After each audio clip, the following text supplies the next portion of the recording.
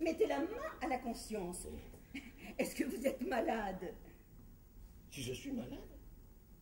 Si je suis malade? Non mais si je suis malade, un peu dans le tu. Eh bien oui, monsieur, vous êtes malade. Ah, je n'ayons point de querelle là-dessus. Oui, vous êtes fort malade. Et plus malade que vous ne pensez. Voilà que fait. Mais non, monsieur, je vous connais. Vous êtes bon naturellement. Je ne suis point bon. Ah, quand un maître ne songe pas à ce qu'il fait, une servante bien censée est en droit de le redresser. Oh, salon, donc je t'assomme. Je m'intéresse comme je dois ne point vous laisser faire de folie. Chienne. Il est de bon devoir. Et elle m'obéira plutôt qu'à vous. Oh! Oh! Oh! Oh, j'ai dit que tu ne peux pas m'arrêter, cette coquine-là. Mais mon père. Oh, ma femme, à pencher. Venez-en ici à mon secours. Qu'est-ce que c'est donc qu'il y a, mon petit-fils? Mamie. Mon ami. On vient de me mettre en colère. Hélas, pauvre petit mari. Mais votre coquine de toilette est devenue plus insolente que jamais. Ne vous passionnez donc. Elle a eu l'effronterie de me dire que je ne suis point malade. C'est une impertinence. Qu'un mari ne puisse rien laisser à une femme dont il est tendrement aimé et qui prend de lui tant de soins. Oh, je voudrais consulter mon avocat pour voir ce que je pourrais faire. Oh là là là là là là là, ce n'est point à des avocats qu'il faut aller. Ils sont d'ordinaire sévères là-dessus et s'imaginent que c'est un grand crime que de disposer en fraude de la loi. Ce sont gens de difficultés et qui sont ignorants des détours de la conscience. Bel ingrato io morirò, bel ingrato io morirò.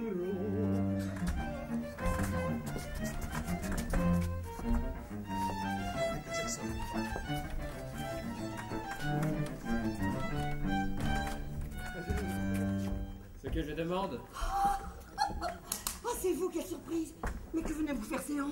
savoir ma destinée, parler à l'aimable Angélique, connaître les sentiments de son cœur, et savoir ses résolutions sur ce mariage fatal dont on m'avait... À des malades. Je voulais vous dire, monsieur, que... Par le bas, te dis-je.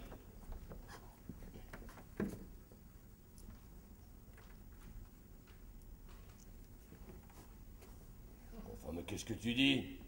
J'ai songé cette nuit que j'étais dans le plus grand embarras du monde et qu'une personne fait tout comme monsieur s'est présentée à moi, à qui j'ai demandé secours et qui m'est venue tirer de la peine où j'étais. Et ma surprise a été grande de voir inopinément, en arrivant ici, ce que j'avais eu dans l'idée toute la nuit. Ce n'est pas être malheureux que d'occuper votre pensée, soit en dormant, soit en veillant. Et mon bonheur serait grand sans doute si vous étiez dans quelque peine dont vous me jugissiez digne de vous tirer. Je reçois, monsieur. Nous venons ici, monsieur, Avec beaucoup de mon joie. fils Thomas et moi, L'honneur que vous nous vous faites. témoignez, monsieur. Et Je vous veux témoigner témoigner de tout à notre votre zèle. service. Allons, Thomas, avancez, faites vos compliments. C'est avec justice que le ciel vous a concédé le nom de belle-mère.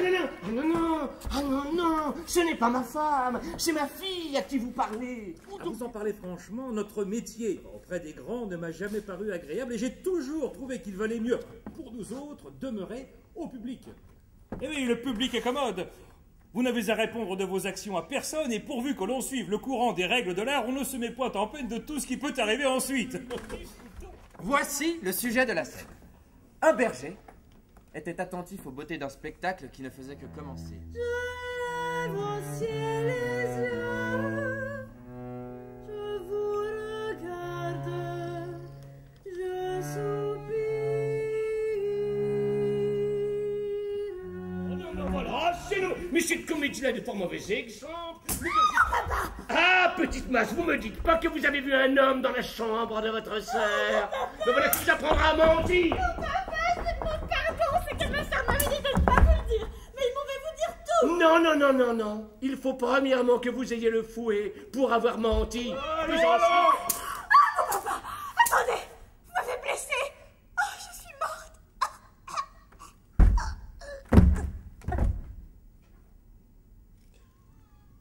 Louison? Oh, mais fait malheureux. Ma pauvre fille est morte. Oh, maudites soient les verges. Au diable les verges. Ma pauvre petite fille est morte. Ma pauvre petite Louison. Oh là là, mon papa, ne pleurez point tant. Je ne suis pas morte tout à fait. Il n'y a point autre chose. Non, mon papa. Oh, attendez, attendez. Voici mon petit doigt qui me gronde quelque chose.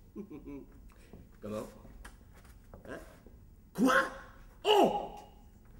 Oh, voici mon petit doigt qui me dit quelque chose que vous avez vu et que vous ne m'avez pas dit. Ah, mon papa, votre petit doigt est en menteur. Ce sont des Égyptiens, vêtus en mort, qui font des danses mêlées de chansons, où je suis sûr que vous prendrez plaisir. Et cela vaudra bien une ordonnance de M. Purgon.